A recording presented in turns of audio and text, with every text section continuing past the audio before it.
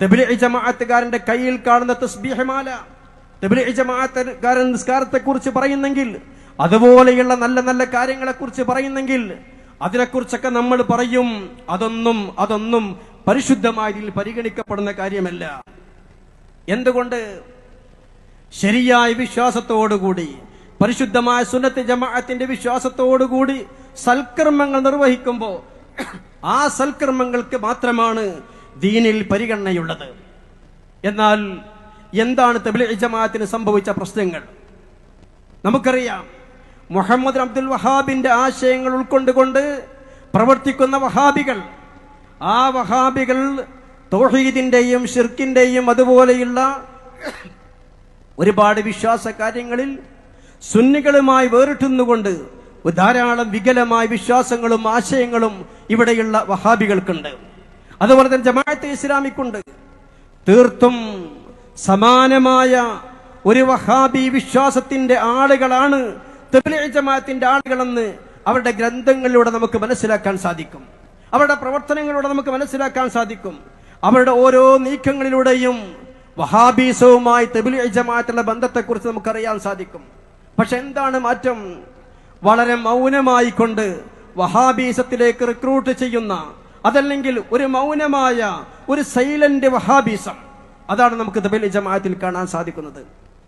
നമ്മുടെ നാട്ടിലുള്ള മുജാഹിദുകൾ, അതുപോലെ തന്നെ ജമാഅത്തെ ഇസ്ലാമിക്കാർ സുന്നികളുമായി വിശ്വാസപരമായുള്ള വ്യത്യാസത്തെ, നമ്മളുമായുള്ള അഭിപ്രായ വ്യത്യാസത്തെ ശക്തമായ ഭാഷയിൽ അവർ പ്രകടിപ്പിക്കുമ്പോൾ ഇതേ രൂപത്തിൽ ശക്തമായ ഭാഷയിൽ പ്രകടിപ്പിക്കാതെ, എന്നാൽ പരിപൂർണമായും മുഹമ്മദ് അബ്ദുൽ വഹാബ് ഏതൊരു തൗഹീദാണ് അവിടെ കൊണ്ടുവന്നത് പ്രചരിപ്പിച്ചതെങ്കിൽ അതേ രൂപത്തിലുള്ള ആശയങ്ങൾ പേറിക്കൊണ്ട് മൗനമായിക്കൊണ്ട് സൈലന്റ് ആയിക്കൊണ്ട് വഹാബീസത്തിന്റെ പ്രവർത്തകരായിക്കൊണ്ട് നീങ്ങുന്ന ഒരു രീതിയാണ് തബ്ലീഗ് ജമാഅത്തിന്റെ ആളുകളിൽ നമുക്ക് കാണാൻ സാധിക്കുക.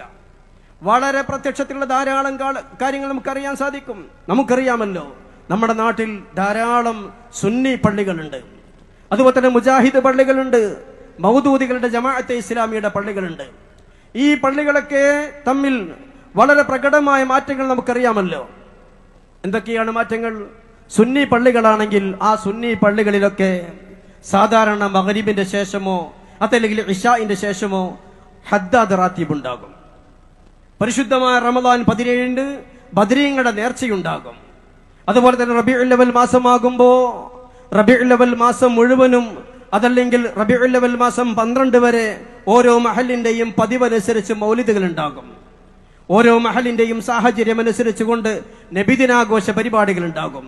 റബീഉൽ ആഖിർ മാസമാകുമ്പോൾ മഹാനായ ഗൗസുൽ ആലം ഖദ്ദസല്ലാഹു സിർറഹുൽ അസീസ് മഹാനവറുകളെ അനുസ്മരിച്ചുകൊണ്ട് അവരുടെ പേരിലുള്ള ആണ്ടുകൾ നടത്താറുണ്ട്. ഇതൊക്കെ സുന്നി പള്ളികളിൽ നടക്കുന്ന സാധാരണ രീതികളാണ്. എന്നാൽ നമ്മുടെ നാട്ടിലുള്ള മുജാഹിദ് പള്ളികൾ, ജമാഅത്തെ ഇസ്ലാമിയുടെ പള്ളികൾ, ആ പള്ളികളിലൊന്നും സുന്നി പള്ളികളിൽ കാണുന്നത് പോലെ ഹദ്ദാദ് റാത്തീബോ മജ്ലിസുന്നൂറോ സലാത്ത് മജ്ലിസോ റബീഉൽ അവ്വലിൽ മങ്കൂസ് മൗലിദിന്റെയോ ശറഫലന മൗലിദിന്റെയോ മറ്റു മൗലിദുകളുടെയോ സദസ്സുകളോ റബീഉൽ അവ്വൽ ആഘോഷമോ റമദാൻ 17 ബദ്രീങ്ങളുടെ നേർച്ചയോ അനുബന്ധമായ കാര്യങ്ങളോ ഒന്നും തന്നെ മുജാഹിദ് പള്ളികളിൽ കാണില്ല, ജമാഅത്ത് പള്ളികളിലും കാണില്ല.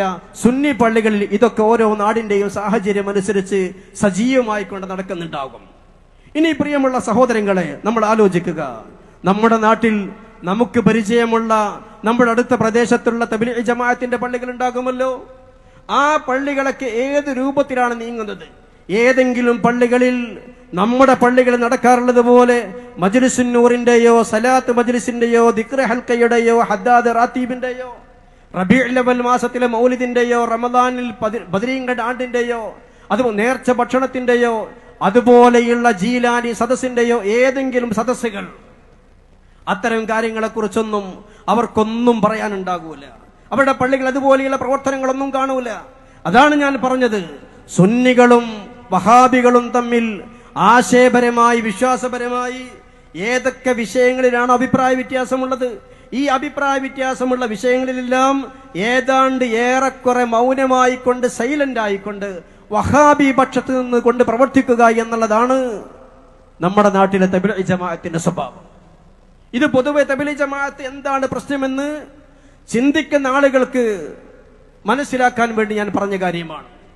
ഏതൊക്കെ വിഷയത്തിലാണോ സുന്നികളും വഹാബികളും തമ്മിൽ അഭിപ്രായ വ്യത്യാസമുള്ളത്, ആശയപരമായി വിശ്വാസപരമായി, ഈ കാര്യങ്ങളിൽ ഏറെക്കുറെ തബ്ലീഗ് ജമാഅത്തിന്റെ ആളുകൾ, തബ്ലീഗ് ജമാഅത്തിന്റെ പള്ളികൾ, അവരുടെ പണ്ഡിതന്മാർ, അവരുടെ ഗ്രന്ഥങ്ങൾ വഹാബി പക്ഷത്ത് മൗനമായി കൊണ്ട് നിലകൊള്ളുന്നു എന്നുള്ളതാണ്.